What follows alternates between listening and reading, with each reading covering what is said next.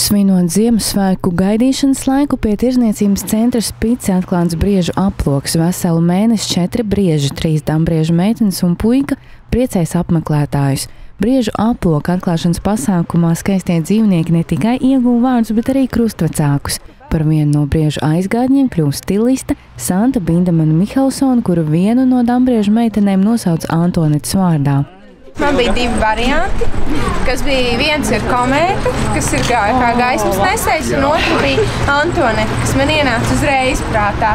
Un es palieku pie tā otrā, kas tā kā varētu šajā gadījumā simbolizēt kaut kādu sievišķību, meitenīgumu un ziemas tādu prieku, jo man ir brieža meitene.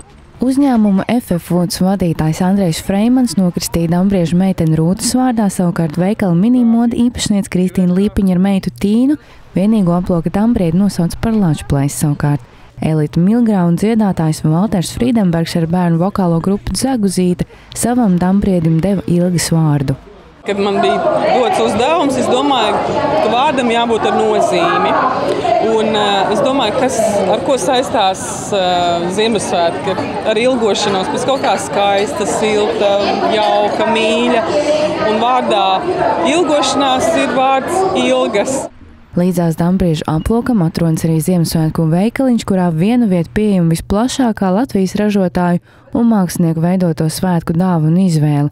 Tā patiešām ir plaša, sākot ar šallēm, spēlēm, 3D puzlēm, maskām, kas noderēs ejot budēļos, beidzot ar dažādām skaistumlietām.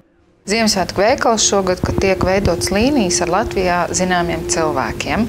Kā viena no lietām, es jums varu parādīt, ir Mārtiņa Rītiņa, Vincenta gatavotie cepumi, kur ir jau viss sastāvs gatavs, ir tikai jāpieliek pāris ingredienti un var cept un taisīt cepums. Ļoti laba dāvana pašam sev, Ziemassvētkos vai kādam citam, un ir mums kopā dāvanas ar Elitu patmalnieci, mums ir veidotas somas ar Elitu patmalnieci, mums ir ar kūkotavu izveidotas dāvanas kopā, kur ir ekskluzīvās piramīdas.